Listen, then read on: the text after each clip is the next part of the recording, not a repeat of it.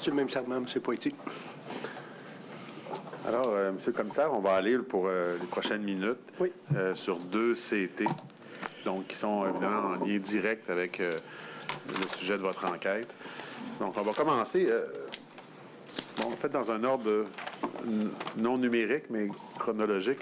Donc, avec le 214-923, Madame l'assistante greffière, qui est un CT du 21 avril 2015. C'est l'onglet numéro 2, M. Poitier.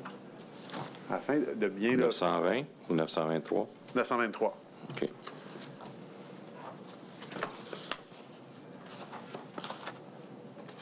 Onglet 1, c'est bon. Ah, il a changé, vous savez, les deux. Parfait. Juste pour qu'on se situe bien, là, je vous demanderais de lire à voix haute l'objet de la demande, là, donc suivant l'engagement, 3 petits points. OK. Le 21 mai 2013, le Conseil du Trésor a demandé à la société de lui rendre compte... Ah, excusez-moi, juste en haut, l'encadré en haut, c'est objet de la demande. Objet de la demande. OK, parce que moi, je voyais le contexte de la demande, mais bon. Parfait, je m'excuse. Non, Suivant l'engagement de la société de rendre compte annuellement sur le niveau d'effectifs utilisé et sur l'évolution des déficits annuels et cumulés des activités d'émission des permis de conduire et d'immatriculation, il est demandé de prendre acte que la société dépose la dite reddition de compte et s'engage à répéter l'exercice annuellement et qu'à cette occasion, ou lorsque l'urgence d'une situation l'impose, elle présentera, pour une analyse prioritaire, ses besoins de flexibilité. Point 2. De prendre acte que la société a respecté ses engagements et redresser la situation financière des activités d'émission, des permis de conduire et d'immatriculation, notamment en réalisant un surplus pour l'année financière 2014-2015, et ce, sans hausser la tarification. Parfait. Donc, Monsieur le commissaire, pardon, ça nous remet dans le contexte. Je ne sais pas si, pour vous mettre également dans le contexte, est-ce que vous vous souvenez, là, je vais vous poser des questions un petit peu avant, est-ce que vous vous souvenez là, du contexte de ce CT-là? Oui. Pouvez-vous l'expliquer au commissaire? Oui. Je vous en prie. Madame Savoie, bon, évidemment, on signe des choses lorsqu'on a une responsabilité ministérielle. C'était toujours elle qui m'emmenait les documents signés. À l'occasion, mon chef de cabinet, mais je paye sur le mot à l'occasion.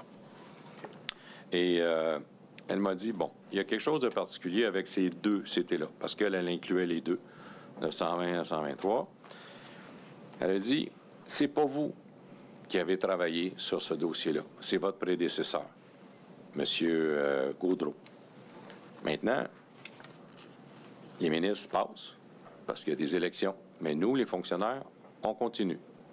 Et il faut absolument signer ce document-là pour qu'on puisse continuer le processus qui avait été amorcé avant que vous soyez dans la chaise de ministre. Alors, j'ai lu l'ensemble de l'œuvre, mais j'ai dit, moi, puis j'ai pas tant d'expérience, là, on va le parler en moi, là, mais sur une signature de CT comme celui-là. Il dit, ce qui m'embête un peu, c'est que moi, je vais signer un document d'un dossier de mon prédécesseur qui a travaillé sûrement beaucoup là-dessus, puis je ne juge pas que ce soit bon ou pas bon, là, je ne sais même pas à ce moment-là. Mais j'ai dit, ça m'embête, puis je suis pas à l'aise avec ça. Elle dit, oui, je comprends ce que vous dites, mais il y a eu des élections. Nous, on ne peut pas arrêter notre planification, puis notre gestion, puis l'administration de nos dossiers parce qu'il y a un changement de ministre. Mais oui, on va vous l'expliquer. Puis moi, j'ai relu l'ensemble de l'œuvre, 2 fois au lieu d'une.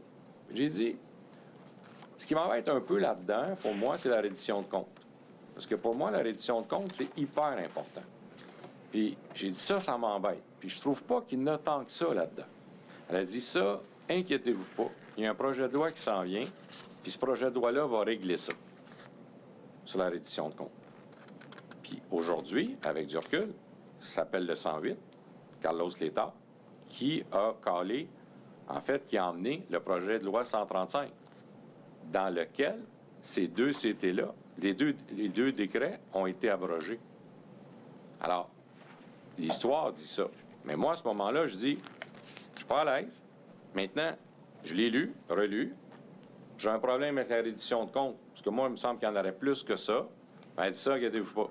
Ça, c'est déjà en marche, là, il va y avoir un projet de loi qui s'en vient. Ben, elle a eu raison, parce qu'il y a eu 108 puis le 135. Maintenant, pourquoi je l'ai signé? Et là, je vais vous le dire pourquoi je l'ai signé, là, mot à mot. L'investissement pour la mise en œuvre du plan d'affaires de la société. Juste un jeu de 30 secondes. Madame l'assistante greffière, on est à la dernière page, la page 3 du document, en haut de la page, juste pour qu'on puisse suivre. OK, allez-y, on vous écoute. L'investissement pour la mise en œuvre du plan d'affaires de la société ne requiert pas de crédit budgétaire et permettra de générer des bénéfices. L'investissement pour la mise en œuvre du plan d'affaires de la société ne requiert pas de crédit budgétaire et permettra de générer des bénéfices. Première ligne. En plus d'améliorer les services à la clientèle, le plan d'affaires et en conséquence les bénéfices assure le remboursement de l'investissement du déficit cumulé de 218 millions. En plus d'améliorer les services à la clientèle, le plan d'affaires et en conséquence les bénéfices assure le remboursement de l'investissement du déficit cumulé de 218 millions. La suppression du déficit annuel récurrent de 35 millions et la perception de droits additionnels de 81 millions pour le gouvernement. Moi, s'il y a des hommes et des femmes d'affaires qui entendent ce que je viens de lire, je ne peux pas faire autrement que de penser que c'est une sacrée bonne affaire pour le gouvernement. C'est quand moi je lis ça, puis qu'on me rassure sur la reddition de compte, c'est pas parce que j'étais pas dans le parti précédent qui l'a fait, mais avec ce contexte-là, pourquoi faire que j'empêcherais ça, moi? Que j'empêcherais la société non seulement de régler son déficit, mais de générer des profits, d'améliorer les services. Et pour moi, ce paragraphe-là, je vais rendre hommage, moi, à celui qui l'a écrit, avec l'intention de le réaliser, par exemple. Je l'ai signé. Mais j'ai dit à Mme Savoie, c'est la dernière fois que je signe un document qui m'a pas été présenté à moi, sur lequel je n'ai pas travaillé. Je te le dis, Dominique, là, j'avais une bonne relation. Là. On pourrait penser que j'en avais pas, là, mais j'avais une bonne relation. On se disait les vraies affaires. Des fois, on aime ça, des fois, on n'aime pas ça, mais on se dit les vraies affaires. Selon moi, on avance dans ce temps-là. Alors, à la lecture de ça, j'ai dit, je vais le signer, mais je vais être certain que la reddition de compte, elle va venir. Puis dans le 108, qui a été géré par M. Létao, puis le 135, qui étonnamment, à la lecture de ça, j'ai jamais pensé que c'est moi qui le ferais, là. Oui. Mais c'est moi qui s'est retrouvé là. Alors, j'ai signé ça dans ce contexte-là. C'est le commissaire. C'est quoi la cote de ce document-là? On va le coter, je ne pense pas qu'il a été... 25 p 60. 25 p 60. Et on va y venir dans quelques minutes. Le CT, l'autre CT qui est en lien avec celui-ci, le 214 920, avait déjà été coté sous 14 p 13. C'est ça. La dernière ligne que vous avez lue là, dans la source de financement, là, on parle de perception des droits additionnels de 81 millions pour le gouvernement, mais on nomme pas la fréquence. Est-ce que vous avez souvenir qu'on vous a parlé que c'était les perceptions annuelles sur 10 ans, sur 5 ans? Non. Ça a été plus vite que ça, là. C'est que on s'excuse, c'est pas de même qu'elle le dit, mais la problématique, c'est qu'on a eu une élection, que le ministre a quitté sans le signer, puis que vous, pour qu'on puisse continuer à travailler, parce que, je le répète, les ministres passent, les fonctionnaires continuent, on a un travail à faire. On a besoin de votre signature. Et il dit, tu comprends, Dominique, je suis mal à l'aise avec ça. Elle dit, je le comprends, mais votre réticence sur la reddition de compte, elle va être réglée. Puis il y a un projet de loi. Bien, après ça, je m'en suis assuré qu'il y avait un projet de loi. Puis il y en a eu. Il y en a eu un. Donc, mais vous n'avez pas posé de question sur la récurrence des droits? Non, là, honnêtement, c'est un dossier sur lequel je n'avais pas été briefé, un dossier sur lequel je n'ai pas été informé, un dossier sur lequel je n'ai pas eu l'occasion de poser une quantité de questions. C'est un dossier qu'on m'emmène en disant on a besoin d'une signature pour que ça continue à avancer, Mais la reddition de compte, puis pour moi, ça, c'était le nerf de la guerre. Si ça va pas bien, la reddition de compte va nous allumer, là. Bien, ça a eu lieu. Et je l'ai signé. Oui. Puis je vais être honnête, là, pas avec ce que je sais aujourd'hui, mais là, il n'y a personne qui a vu dans l'avenir la journée qu'on a vu ça, là. Mais je peux leur lire, là, le paragraphe, là. S'il y a un homme ou une femme d'affaires qui lit ça pour son entreprise, puis qui dit non, je serais surpris. En nous remettant à l'époque. Pardon. En nous remettant à l'époque. Mais vous avez tout à fait raison, M. le commissaire. D'autant plus que je réitère encore une fois que la société remet au gouvernement des centaines de millions de dollars. Là. Ça veut dire que l'entreprise va bien, là. En tout cas, elle allait bien. Assez bien que sur le nombre de réclamations par rapport au profit, et Mme Tremblay disait souvent, nous, on est une compagnie d'assurance, M. le ministre. Nous, on est une compagnie d'assurance. Bien, j'ai dit, si on est une compagnie d'assurance, puis on a moins de réclamations, on devrait charger moins cher. Et c'est pour ça que vous avez eu des rabais, ces permis de conduire, à 25 $ les 2-3 dernières années, parce que c'était prévu, ça, par la discussion que j'avais eue avec elle. Elle a dit, bien, oui, j'ai dit comme ça, moi, je pourrais avoir un retour ou bien payer moins cher ma prime si j'ai pas fait de réclamation depuis 10 ans. Elle dit, oui, vous avez raison. On est une compagnie d'assurance. Et c'est pour ça que pendant un certain temps, les Québécois et les Québécoises n'ont pas payé leur plein permis. Ça a passé comme de l'eau sur le dos d'un canard, là, mais quand vous receviez votre permis de conduire, en tout cas, il y en a plusieurs qui l'ont regardé et ont été surpris là, que ça coûtait 25 $ ou à peu près. Là. Surtout ceux qui ont des classes moto.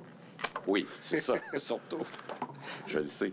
Fait que, donc, pour moi, la société est en santé. Elle veut moderniser son infrastructure informatique. Elle veut faire une action.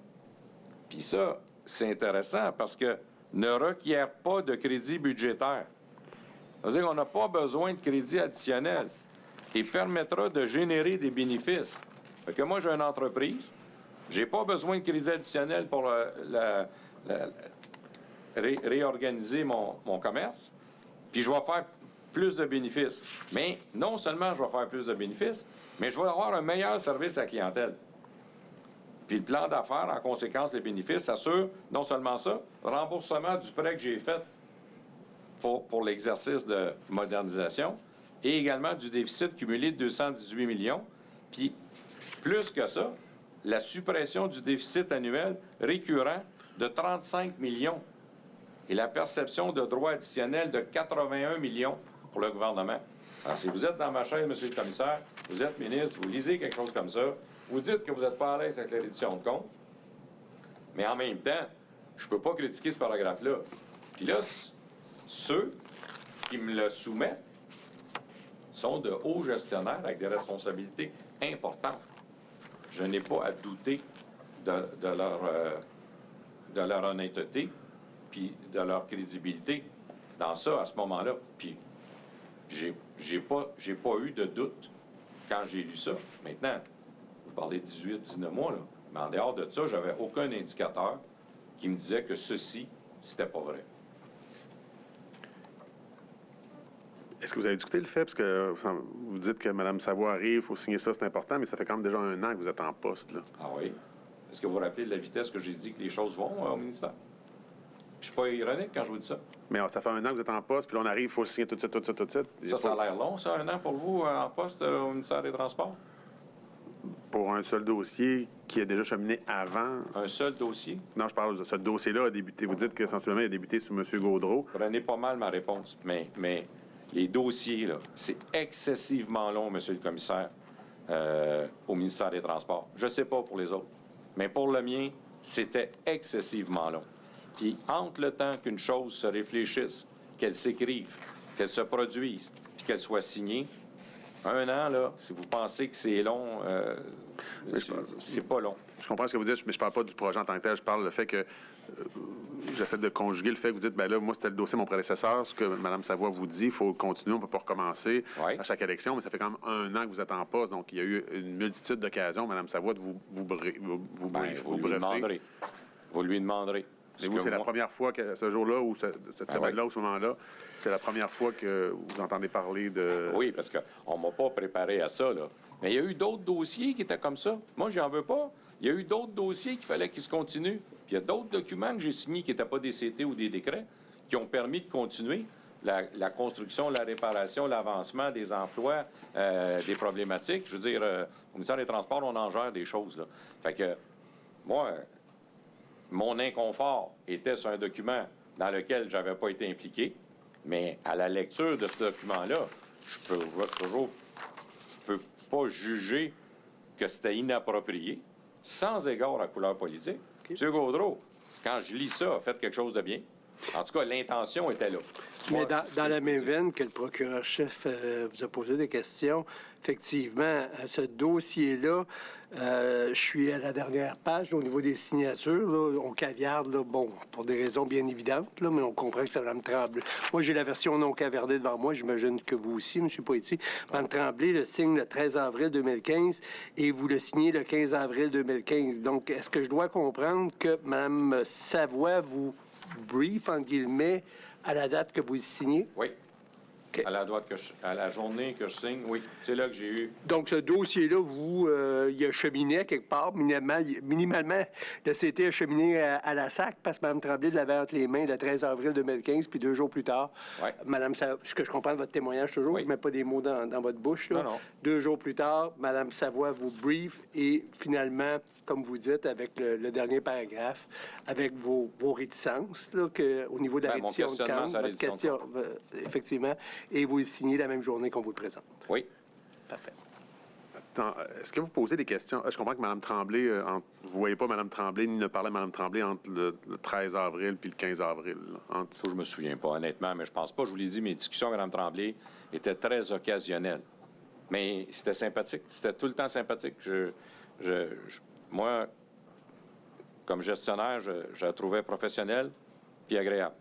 Mais ces 2 CT-là, c'est Mme Savoie qui vous les présente. Oui, mais moi, là, il n'y a personne qui me faisait signer des choses, à part mon chef de cabinet occasionnel, puis je vais vous dire, c'était pas des choses vraiment très importantes. C'était Mme Savoie. Et les gens, ils n'avaient pas accès à mon bureau, là. Est-ce que vous posez des questions, Mme Savoie? Parce que tantôt, vous nous parlez que pour vous, c'est une modernisation, donc on revampe un peu, on rend ça plus attrayant. Puis là, on dit, puis on va le voir dans quelques instants, mais que le remboursement de l'investissement, on va prétendre dans le CT 920 que l'investissement est de 200 millions. Donc, on dit, on va mettre 200 millions, puis on va sauver, là, si je fais un calcul rapide, un 253 millions. On va percevoir un autre 81 millions. Puis à chaque année, on va aussi améliorer notre situation du déficit annuel, donc de 35 millions. Bref, je mets 200, puis je récolte presque 500 en faisant seulement une simple modernisation. Est-ce que vous posez des questions là-dessus? Est-ce que c'est vraiment une modernisation? On va plus en profondeur pour penser que en mettant cet argent-là, on va devenir la chose la plus intéressante et attrayante?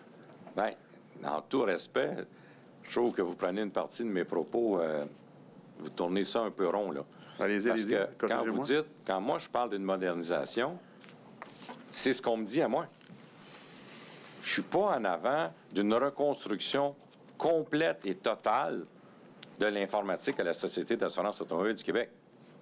Alors, quand je me fais dire par la présidente de la Société, vous allez voir, vous allez être content, ça va être beau, puis ça va bien aller, ben moi, là, est-ce que je la mets sous enquête pour savoir si ça me dit la vérité? Moi, quand elle me dit, je la crois. Puis, quand Mme Savoie vient me voir, puis elle m'emmène ce document-là, et oui, je vois bien l'ampleur des chiffres. Hein? On n'est pas en avant de 50 000 là. Je suis d'accord avec vous, maître. Mais vous venez de faire le calcul positif de la résultante des chiffres qui sont là. C'est bien sûr que je les vois. Mais en même temps, je suis capable de dire, ouais, mais là, c'était mon prédécesseur, moi, je vous crois pas là, qu'on va faire autant d'argent.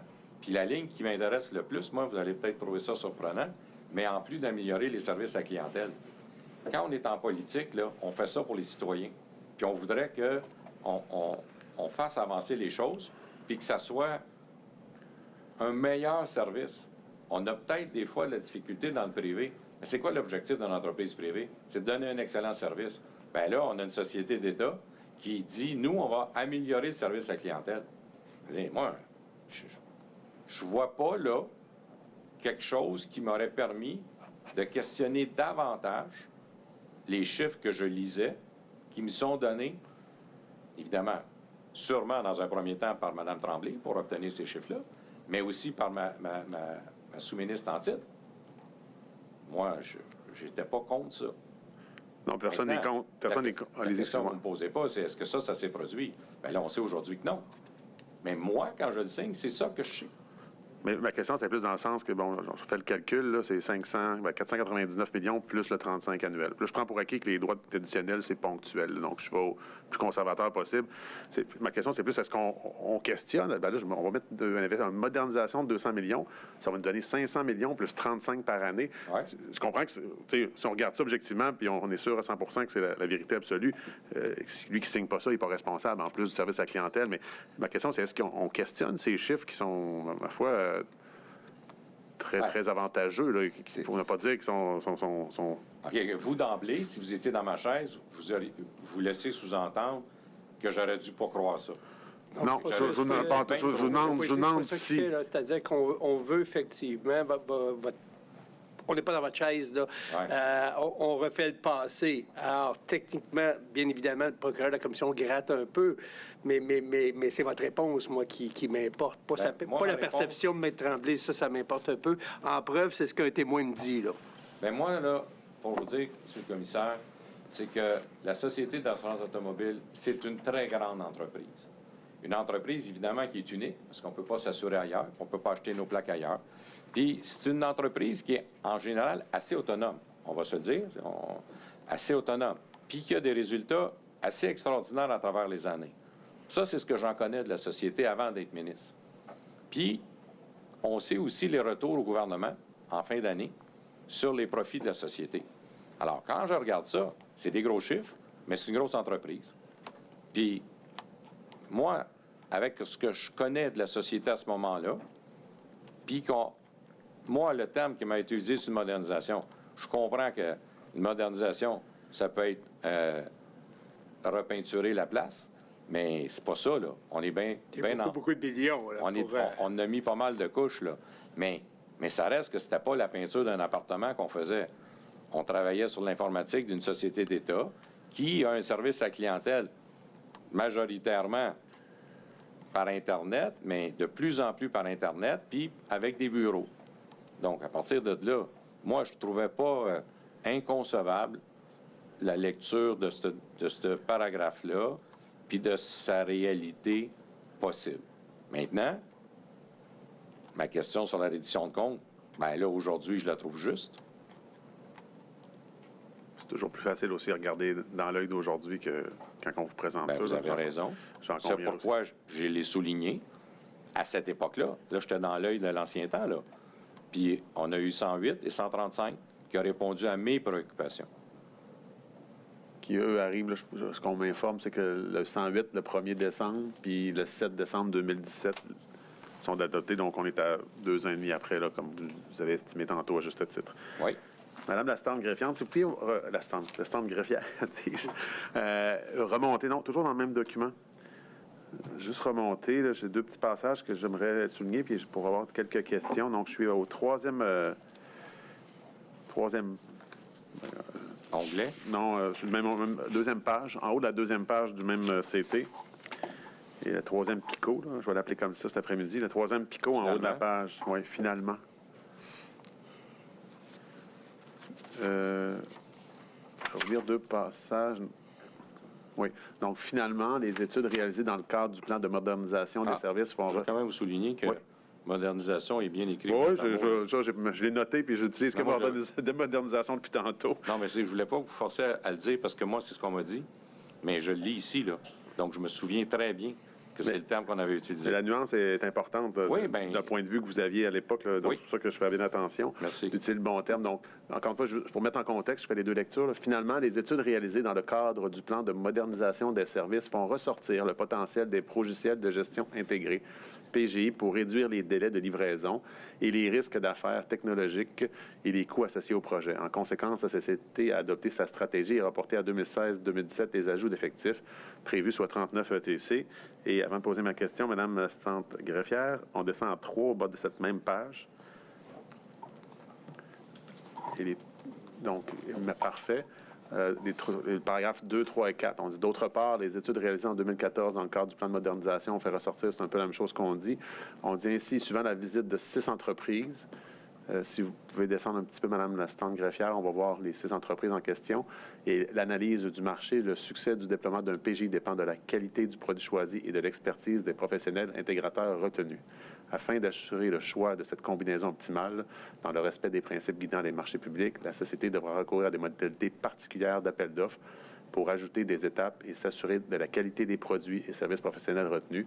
Une demande en ce sens sera adressée au Conseil du Trésor et ça, c'est ce qui va nous mener au prochain CT. Ma question avant d'aller au prochain CT, est-ce qu'on rentre dans le détail avec Mme Savoie sur le développement de produits maison, PGI? Est-ce qu'on va dans des discussions au niveau technique ou on s'en limite? Pas du tout. Pas du tout.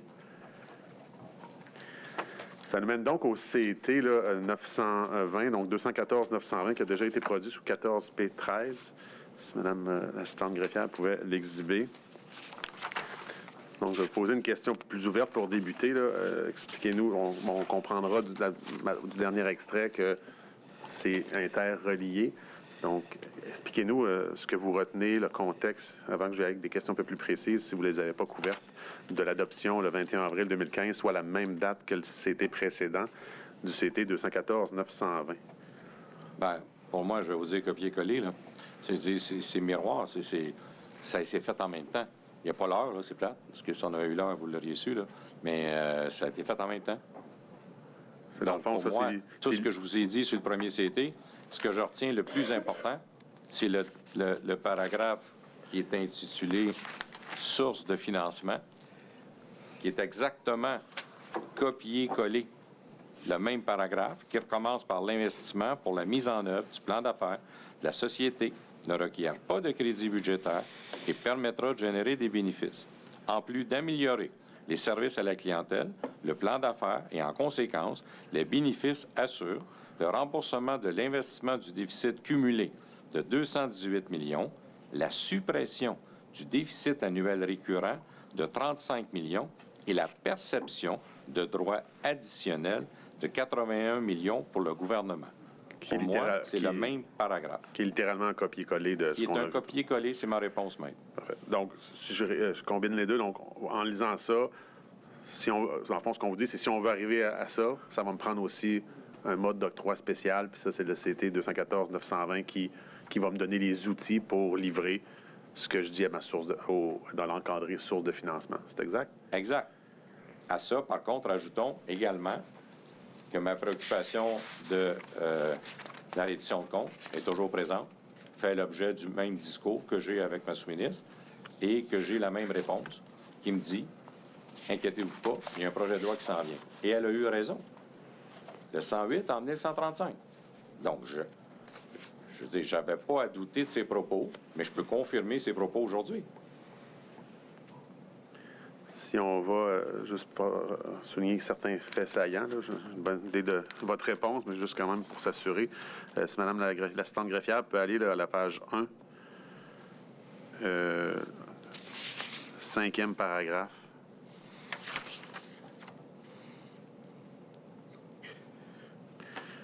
On fait état ici là, des avantages d'y aller avec un PGI. On va dire aux deux petits points là, de diminuer les risques d'affaires technologiques et ceux liés au coût du projet porté par la société et de devancer de 3 ans la livraison des bénéfices et donc de rembourser plus rapidement la dette de 218 millions et de percevoir les droits additionnels.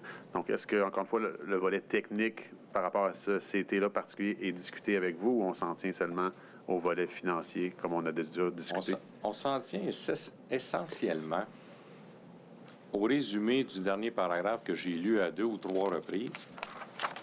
Et pour moi, la façon dont ça m'est présenté, c'est peut-être une incompréhension, mais que c'est une étape à passer pour aller plus loin.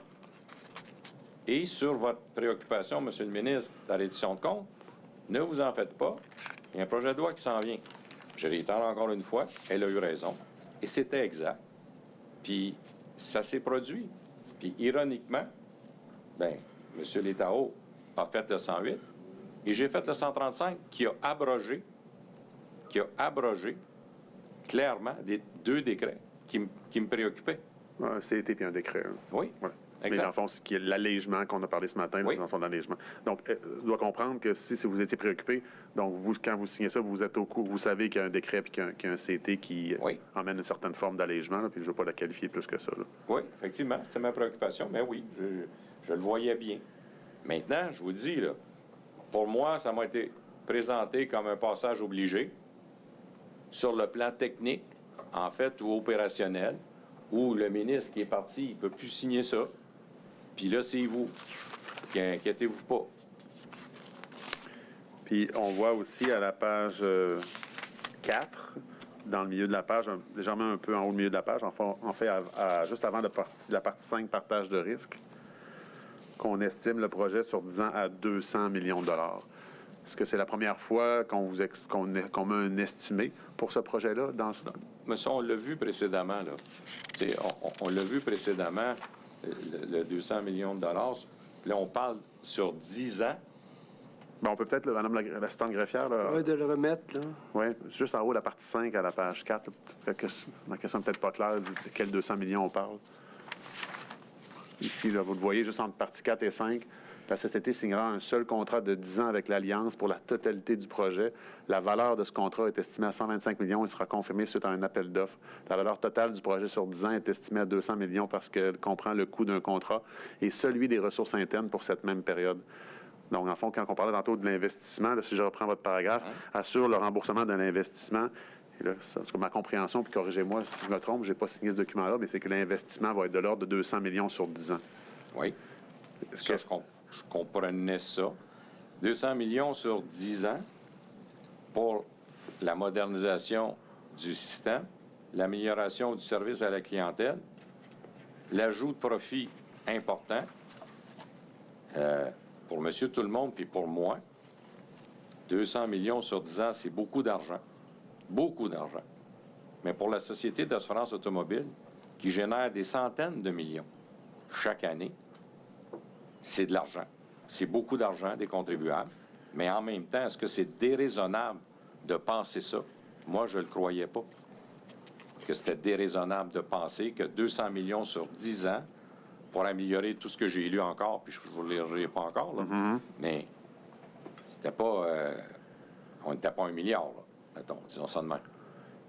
Est-ce qu'il y a des échanges sur le volet partage de risque du contrat? Non, parce que comment ça s'est passé, là, maître? Le document arrive, la signature est là, puis on me l'explique, là. On est dans un passage obligé, Monsieur le ministre. Il y a eu une élection, puis il faut qu'on continue à travailler. Puis il y a d'autres dossiers comme ça, vous allez voir. Puis ma préoccupation, je me répète, mais ma préoccupation sur la reddition de comptes, elle est rassurante sur le fait que le projet de loi qui s'en vient, et je le réitère, elle avait raison. Fait que, moi, est-ce que je peux décider de ne pas permettre au système du ministère des Transports puis de la SAC d'avancer parce qu'il y a eu une élection? J'aurais pu le faire. Mais ça ne m'apparaissait pas professionnel. Ça m'apparaissait d'empêcher d'améliorer les choses à la Société d'assurance automobile du Québec. Peut-être qu'aujourd'hui, on se dirait d'aurait dû. Mais quand je l'ai fait, c'était l'information que j'avais. Je ne veux pas poser de questions hypothétiques, mais le fait qu'il n'y ait pas de crédit budgétaire également, est-ce que ça penche dans la balance pour vous, ça? Bien sûr. On est arrivé au gouvernement avec moins 6 milliards dans le rouge. C'est pas une critique aux autres, là. La réalité de l'exercice politique, à chaque changement de gouvernement, on a une reddition de compte, là, globale. Qu'est-ce qu'il y a dans le compte de vente? On était à moins 6. Hein? Fait que, on est parti à plus 6, mais ça n'a pas été demandé. Mais on était à moins 6. Et là, on a une société d'État qui vient dire, hein, nous, là, on va collaborer davantage encore au bien-être des Québécois en vous aidant, en retournant de l'argent que nous, on va faire davantage encore. Ah oui, by the way, ça coûte rien. Ah oui, on va aussi payer une dette. Puis ah oui, par-dessus, on va faire plus d'argent. Bon, écoutez, attachez-moi, là, je veux dire, je ne pouvais pas dire non à ça. OK. C'est d'être clair. Donc, au lieu de prendre chacun des éléments, si je résume en fond votre témoignage, c'est que vous, il y a trois éléments peut-être factuels, là. Le premier élément, c'est que l'on voit source de financement, donc les nombreux avantages, à la fois service à la clientèle au niveau de l'argent. On a des préoccupations parce qu'on sait qu'il y a un décret en 2014, un décret en 2014 et un CT également, qui enlève peut-être un peu de rédition, mais on vous réconforte immédiatement en disant le 108, le 135, sans nécessairement les nommer parce qu'ils ne sont pas déposés. On les nommait pas à ce moment-là. Non, mais ce qui vont devenir le 108 et le 135 vont arriver. Donc, fort de cette information-là, puis de la continuité, parce que ça a été commencé par votre prédécesseur, oui. Vous signez. J'ai pas mis en doute ça, mais j'ai quand même exprimé mon inconfort sur le processus. Tu sais, je me demandais s'il n'aurait pas été possible de faire quelque chose d'autre, de reprendre ce CT-là, que j'y participe, que j'ai des discussions avec les gens de la SAC, que j'ai des discussions avec les gens de l'informatique, que j'ai des discussions avec ma sous-ministre en titre pour m'aider là-dedans aussi. Ça n'a pas été le cas. Du tout. Pour moi, ça, c'est un passage obligé. Mais j'avais le choix de ne pas le signer. Mais c'est pas la décision que j'ai prise. Parfait. Monsieur le commissaire, encore une fois, c'est une question plus d'intendance, M. Poissy. Donc, on voit que dans l'objet de la demande, si Mme l'assistante greffière peut retourner au début de la page 1, on l'aura compris, c'est d'autoriser la société à conclure un contrat selon un processus d'appel d'offres public comportant des modalités particulières permettant d'assurer la qualité des produits et des services professionnels retenus pour la modernisation de ce système, tout en respectant les principes énoncés à l'article 2 de la LCOP. Et donc, je demanderais, on va déposer l'article 2 de la LCOP dans la version qui existait à ce moment-là, parce qu'elle a changé depuis, juste pour qu'on aille vraiment à l'évolution législative. Donc, c'est l'onglet numéro 4, je crois, Madame l'assistante greffière, qu'on va coter, Madame la greffière, sous 25P 61. Pardon.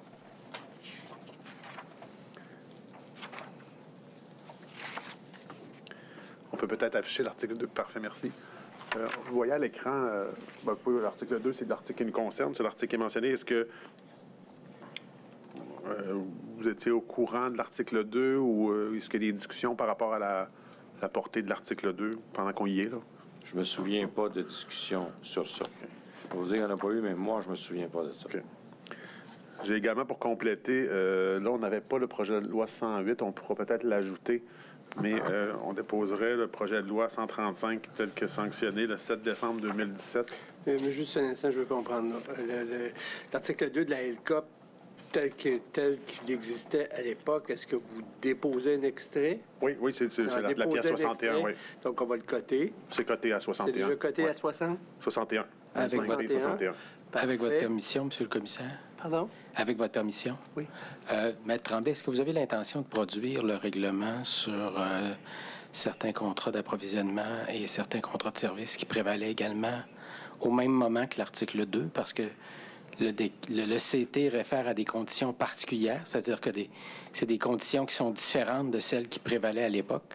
Alors, il m'apparaît que l'article 2 devrait être complété par les dispositions, les versions des règlements qui prévalaient à l'époque également, tant qu'à être dans la législation. Ça va être utile pour la suite de nos travaux? Oui, c'est plus, mais je mettais seulement la loi parce que dans le CT, on réfère à la loi. On réfère à la loi, mais l'objet même, je vous suggère que l'objet même du CT, c'est de modifier, de créer des conditions différentes de celles qui prévalaient à l'époque, et les conditions sont principalement contenues dans les règlements. Pas de problème. C'est une suggestion que je fais. Alors, on va sous 61... on peut peut-être réserver la cote à 62. On peut réserver la cote à 62. On va réserver la cote à 62 pour le règlement, on fera ça demain, là. Oui, il faut le temps de trouver la version en vigueur à l'époque, évidemment. Parfait. Alors ça me convient. Et toujours pour compléter le témoignage de M. Poitier. Un peu drôle de déposer la loi. Oui. Ça casse un peu les vieux réflexes. Mais ça casse les vieux réflexes. Poser des connaîtres d'office, mais ça, c'est une autre histoire. Et donc, sous 63, 25P 63, on va déposer le projet de loi 135 tel que sanctionné le 7 décembre 2017. Et on n'avait pas le 108, là, mais compte tenu du témoignage, inquiétez-vous pas, on va le déposer de façon Alors, numérique. le projet de loi 135 déposé sous 63. Et ce qu'on fera également, le 108.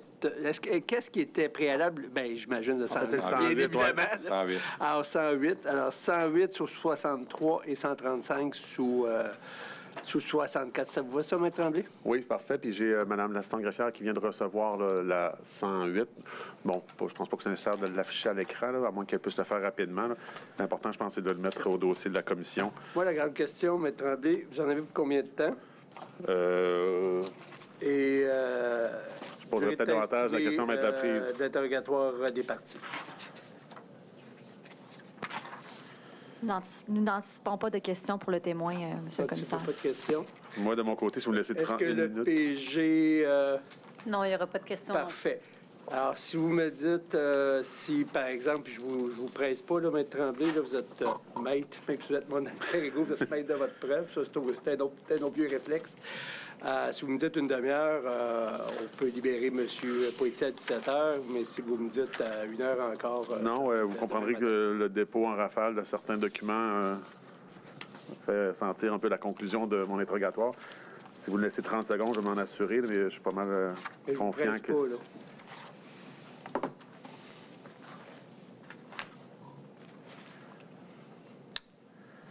Peut-être en terminant, parce que c'est quand même, je pense que vous avez dit tantôt que vous étiez le parrain du projet de loi 135. Oui. Est-ce que vous aimeriez nous l'expliquer un peu, puis je peux y aller avec des questions, là?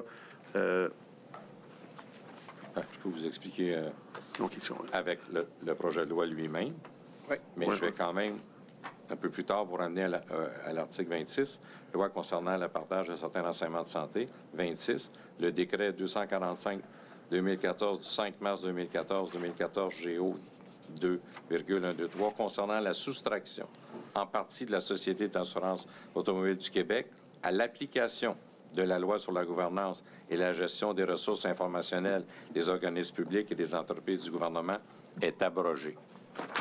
Alors, si vous voulez avoir le début, l'explication des notes explicatives du 135, cette loi modifie les règles de gouvernance. M. Poitier, on va juste demander qu'on soit tous à la même page, donc je vais demander... Je m'excuse. Je vais demander à l'assistante greffière de nous mettre dans les notes explicatives. Désolé. Puis après ça, je vous laisse aller.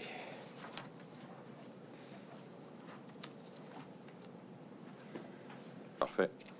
Cette loi modifie les règles de gouvernance et de gestion en matière de ressources informationnelles applicables aux organismes publics et aux entreprises du gouvernement. La loi modifie les fonctions et la composition des dirigeants de l'information, notamment en accentuant le rôle du dirigeant principal de l'information. Aussi, la loi prévoit le remplacement des dirigeants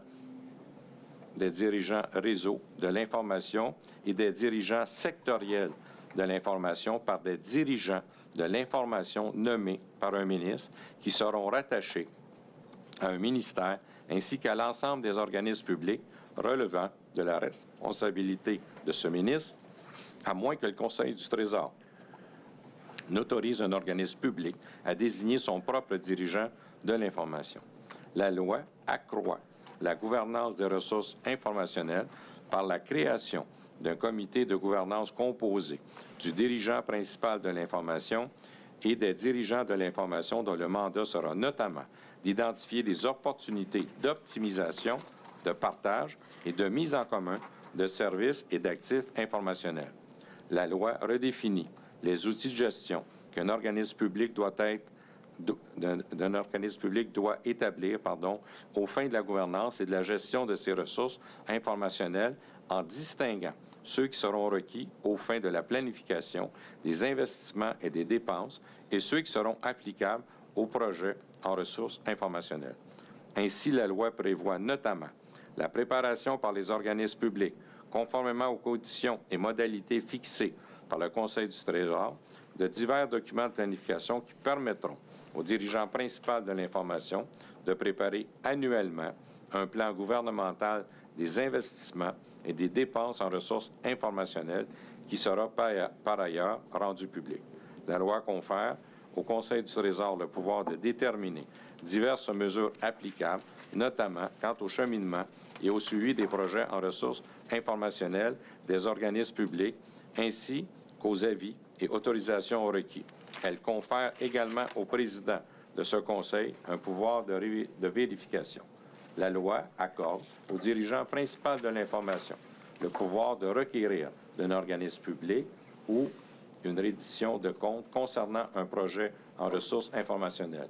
De plus, la loi exige de ce dirigeant qu'il publie périodiquement un état de certains projets en ressources informationnelles. La loi modifie également les outils de planification et de gestion applicables aux entreprises du gouvernement. Elle retire à l'Agence du revenu son statut particulier d'entreprise au sens de la loi sur la gouvernance et de la gestion des ressources informationnelles et organismes publics et des entreprises du gouvernement. La loi aussi au gouvernement d'exiger, selon les conditions qu'il détermine, un organisme public, un service d'un autre organisme public ou lui transfère des actifs informationnels. Enfin, la loi comporte diverses dispositions de concordance et de nature transitoire. Et au verso de la page 3, donc on est à la page 4, décret modifié par cette loi. Le premier décret 1091-212 du 21 novembre 2012, G.O. 2,5454, concernant la soustraction en partie de l'Autorité des marchés financiers à l'application de la loi sur la gouvernance et la gestion des ressources informationnelles des organismes publics et des entreprises du gouvernement. Décret abrogé par cette loi, décret 245-2014 du 5 mars 2014, 2014,G.O.2,1273, concernant la soustraction en partie de la Société de l'assurance automobile du Québec à l'application de la loi sur la gouvernance et la gestion des ressources informationnelles et des organismes publics et des entreprises du gouvernement. C'est un décret abrogé. Okay. C'est ce que, globalement, était l'objectif de cette loi-là. Parfait. J'ai une dernière question. Tantôt, on a parlé d'un décret puis d'un CT, donc je comprends que le 135 va abroger le décret, mais puis je demanderais à Mme l'assistante greffière de mettre l'article 16 là, des règles, puis là, je n'ai pas le nom exact, on va le voir à l'écran, mais il y a eu, ce qu'on a vu ce matin, c'est qu'il y avait un décret, puis il y a également un CT qui permet, là, puisque c'est une règle du Conseil du Trésor, donc qui permet d'y déroger en changeant des pays puis des DRI pour de la personne désignée par l'organisme, et ça permet d'avoir une plus grande flexibilité pour la SAQ. Est-ce que vous savez si dans cette loi-là ou toute autre loi, ou si le Conseil du Trésor a finalement abrogé également ou modifié ce De mémoire, CT-là? ça a été abrogé. De mémoire. Mais je n'ai pas le document avec moi. Je ne sais pas si on pourrait demander d'engagement, M. le commissaire, au procureur général, là, de voir si le CT 213662 du 18 février 2014 a été modifié, abrogé ou autre en lien avec l'adoption de la loi, du projet de loi 135 ou 108. Parfait. Numéro d'engagement? Madame la greffière.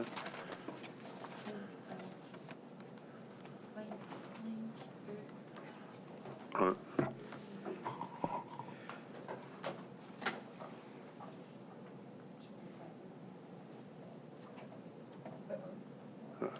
Donc, à 16h34, ça conclurait là, pour la commission les questions, M. le commissaire.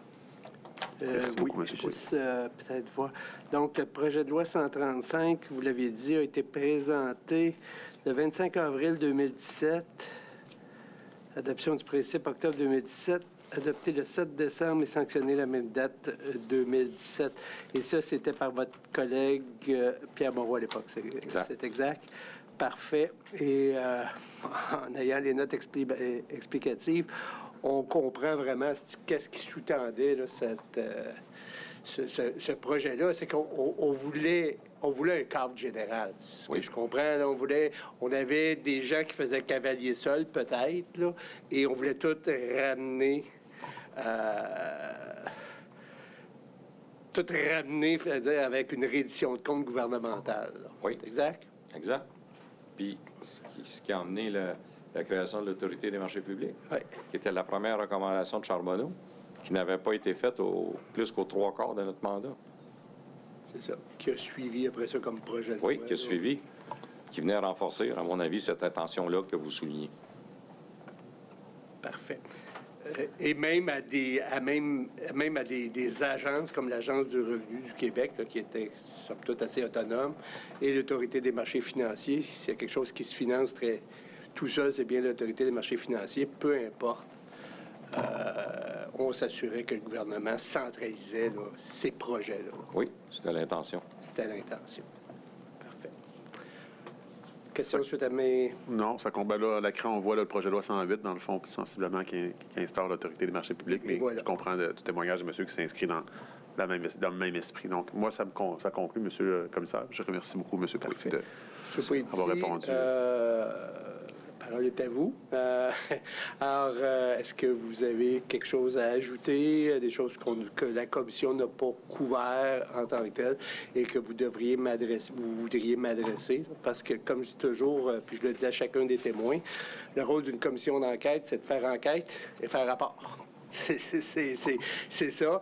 Et bien évidemment, il y aura un portrait. Une fois que toute la preuve sera entendue, je dresserai un portrait. Ça, c'est mon rôle. Puis ensuite de ça, bien, un rôle qui est vraiment important, c'est de faire des recommandations au gouvernement. On s'attend à ça là, dans un rapport.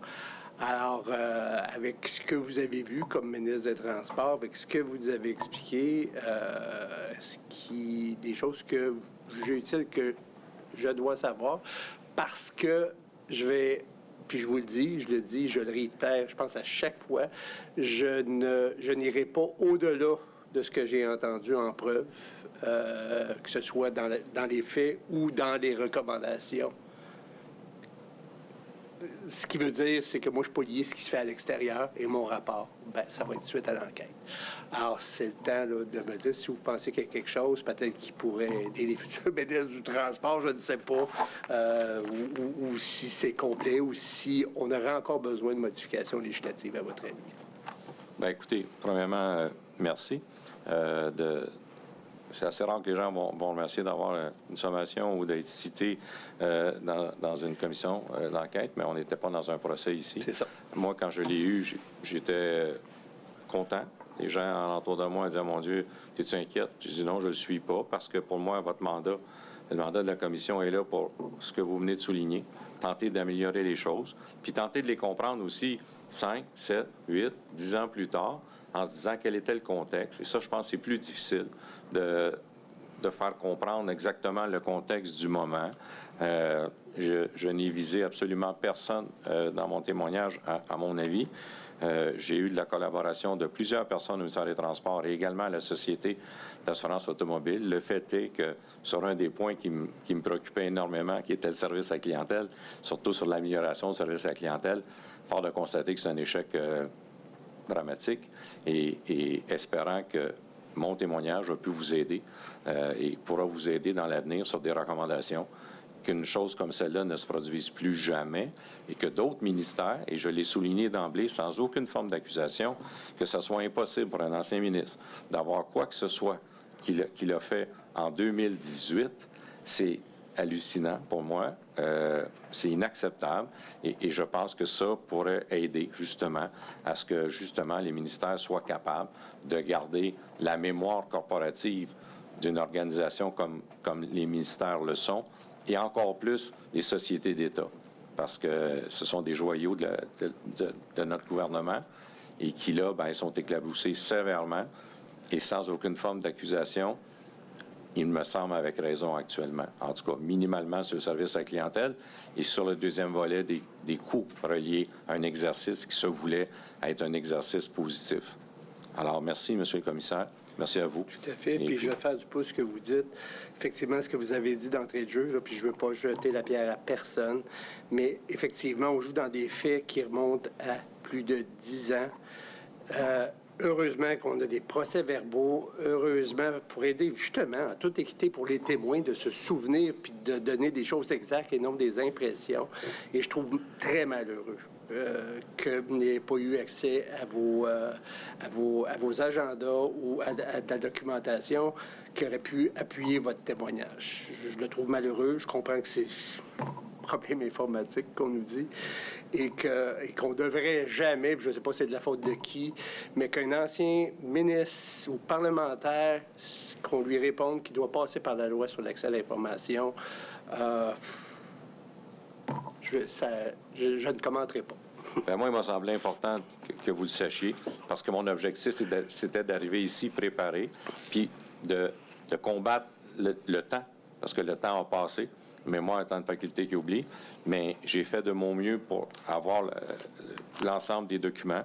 Et puis, ça m'a été fourni lorsque j'ai pu parler avec une avocate ici. Et à partir de là, merci. Je remercie également vos partis qui sont ici de nous aider effectivement à essayer autant faire que peu d'avoir toute la documentation possible. Oui, merci beaucoup, M. le commissaire. Bonne continuation. Et l'ordonnance que j'ai rendue tantôt, ben, tiens plus, parce que vous avez fini de témoigner. Faites ce que vous voulez avec. Je vais être assez calme. Merci. Parfait. Merci, à demain. On se voit demain matin. 9h30, oui. Parfait. Monsieur le commissaire, avec votre permission. Oui, on peut libérer le témoin. Oui, on peut libérer le témoin. Parfait, merci, M. Poitier. Je vais me rasseoir, possiblement, qu'il est parti demain. Non, mais vous pouvez quitter, là. Il n'y a pas de problème. Là. Au cas où j'aurais mal compris, est-ce que votre décision sur le statut de participant du syndicat... Ben, moi, je l'ai rendu, ma décision. Vous l'avez rendu, puisque elle n'apparaît pas sur le site. OK, j'ai demandé, je vois ma responsable des communications derrière. Ça s'en vient. The check is in the mail, comme on Très dit. bien. Merci. Parfait. Ça s'en vient, effectivement. Très bien. Décision très laconique, là, un peu comme je la comprends. vôtre, là. Parfait. Veuillez vous lever. Ajournement demain, 9h30. Parfait.